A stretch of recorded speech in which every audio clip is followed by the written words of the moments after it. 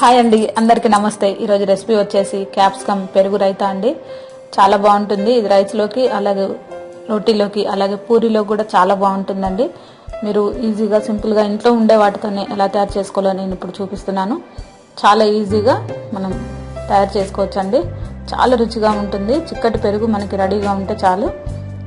సూపర్గా ఉండే ఈ క్యాప్సికమ్ పెరుగు రైతా మనకి రెడీ అయిపోయినట్టే. ముందుగా దీంట్లో కావాల్సినవి కొత్తిమీర, ఫ్రెష్ కొత్తిమీర ఒకటి తీసుకోండి. అలాగే దోసకాయ సగం ముక్క తీసుకోండి. పావు కిలో దోసకాయ ఉంటే సగం ముక్క, ఒక 2 క్యాప్సికమ్ తీసుకోండి. ముందుగా తీసుకున్న తర్వాత ఒక బౌల్ వేడి చేసుకొని మనం దీంట్లో కొంచెం ఆయిల్ వేసుకోవాలండి. ఈలోపు మీరు క్యాప్సికమ్ని కడిగేసి ముక్కలుగా కట్ చేసి రెడీ పెట్టేసుకోండి. ఇప్పుడు ఒక చిన్న స్పూను, 1/2 స్పూను ఆవాలు వేసుకోండి, 1/2 స్పూను జీలకర్ర వేసుకోండి. దీంట్లో ఇవి కొంచెం వేగిన తర్వాత క్యాప్సికమ్ ముక్కలు వేసేసుకోండి. మనం 2 క్యాప్సికమ్ ముక్కలు తీసుకున్నాం కదండి, అవి కాడలు తీసేసి లోపల ఉండే గింజలు కొంచెం లైట్గా తీసేయండి. గట్టిగా ఉండే పదార్థాలు కూడా లోపల మనకి ఉంటుంది తొడిమ దగ్గర, అది కూడా తీసేసి ఓన్లీ క్యాప్సికమ్ ముక్కలు మాత్రమే దీంట్లో వేసేసుకోండి. ఇవి కొంచెం వేగాలండి. దీంట్లో మనకి కొంచెం కరివేపాకు వేసుకోండి.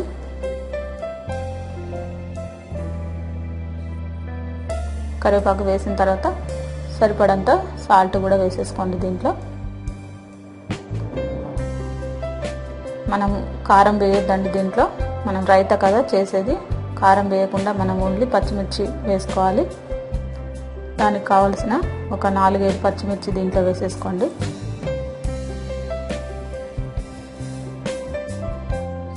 చాలా సింపుల్. ఒక 4 పచ్చిమిర్చి అయితే సరిపోతుందండి. ఇది మూత పెట్టేసి మనకి కూరలాగా ఉడకాలి. ఇది పచ్చి వాసన పోయేంత వరకు ఉడికించుకోవాలి. కొంచెం డెకరేషన్ కోసం ఒక 2 ఎండుమిర్చి వేస్తాను. మీరు ఒకవేళ ఇష్టం లేకపోతే అవాయిడ్ చేయొచ్చు. మూత పెట్టేసి ఒక 5 నిమిషాల పాటు ఉడికించుకోండి. కొంచెం ఉడకాలండి, కొద్దిగా పచ్చిగా ఉంది. ఎందుకంటే పెరుగులో కలిపినప్పుడు ఇది మనకి ఈ ఫ్లేవర్ అన్నది బాగుండదు. అందువల్ల మనకి కూరకి ఎంత ఉడికించుకుంటామో అంత మనం ఈ క్యాప్సికమ్ ముక్కల్ని ఉడికించుకోవాలి. మూత పెట్టేసి ఒక 5 నిమిషాల పాటు లో ఫ్లేమ్లో పెట్టి ఉడికించుకోండి. చూసారు కదా, ఈ విధంగా మనకి ఉడికిపోయింది. ఇప్పుడు స్టవ్ బంద్ చేసి ఇది చల్లారనివ్వండి. ఒక 2 నిమిషాలు మనం పక్కన పెట్టేసి చల్లారనిచ్చిన తర్వాత మనం దీన్ని పెరుగులో కలుపుకోవాలి. ఇప్పుడు పెరుగు, ఫ్రెష్ పెరుగు ఒక 1/2 కిలో తీసుకోండి. చిక్కగా ఉండే పెరుగు తీసుకోండి. మనం మామూలుగా ఇంట్లో తోడు వేసుకున్నా కానీ చాలా బాగుంటుంది. ఓకేనా ఫ్రెండ్స్, ఇలా మీరు బయట నుంచి తెచ్చుకున్నా కానీ ఇంట్లో పెరుగైనా సరే చిక్కటి పెరుగు తీసుకోండి. కమ్మగా ఉండాలి పెరుగు, పుల్లగా లేకుండా చూసుకోండి. అలాగే దీంట్లో కొంచెం సాల్ట్ వేసేసుకోండి, సరిపడంత. మనం ఆల్రెడీ క్యాప్సికమ్ కర్రీలో వేసాం కాబట్టి మీరు చూసి వేసుకోండి.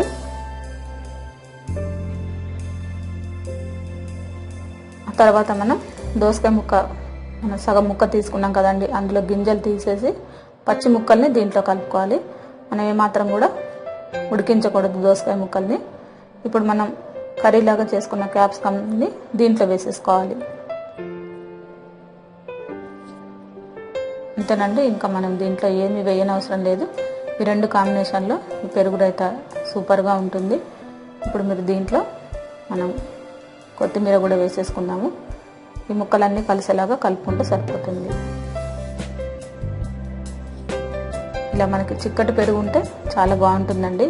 ఈ 2 కాంబినేషన్లో ఈ దోసకాయ, క్యాప్సికమ్ మనకి చాలా మంచి ఫ్లేవర్ ఉంటుంది. చివరిగా మీరు కొత్తిమీర వేసేసుకుంటే మనకి క్యాప్సికమ్ పెరుగు రైతా రెడీ అయిపోయిందండి. చాలా బాగుంటుందండి. ఎందుకంటే దీంట్లో మనం దోసకాయ ముక్కలు ఫ్లేవర్ పెరుగులో చాలా బాగుంటాయి. అలాగే క్యాప్సికమ్ కూడా మనం తాలింపు వేసుకొని దీంట్లో కలిపాం కాబట్టి 2 ఫ్లేవర్లు కూడా చాలా బాగుంటాయి. మీకు ఇది రైస్లోకి, అలాగే పూరీలో కూడా చాలా బాగుంటుంది. ఇంకా మనకి రోటీలో కూడా మంచి కర్రీలాగా పనికొస్తుందండి. మీరు సాల్ట్ కొంచెం చూసి వేసేసుకోండి. సాల్ట్ సరిపోయిందండి కరెక్ట్గా. ఇప్పుడు మీరు దీంట్లో ఇంకా ఏమి వేయనవసరం లేదు. ఇప్పుడు మనకి ఇది రెడీ అయిపోయింది. ఓకేనా ఫ్రెండ్స్, మీ అందరికీ మంచి క్యాప్సికమ్ పెరుగు రైతా చూపించాను. చాలా బాగుంటుంది. ఇలా ఒకసారి ట్రై చేయండి. మీరు మళ్ళీ మళ్ళీ తయారు చేసుకొని తప్పకుండా ఎంజాయ్ చేస్తారు. అలాగే మనకి ఏ కూర కూడా అవసరం లేదండి. ఈ పెరుగు రైతాతోనే అన్నం అంతా తినాలనిపిస్తుంది, అంత బాగుంటుంది. ఓకేనా ఫ్రెండ్స్, మీ అందరికీ నా వీడియో నచ్చే ఉంటుంది అనుకుంటున్నాను.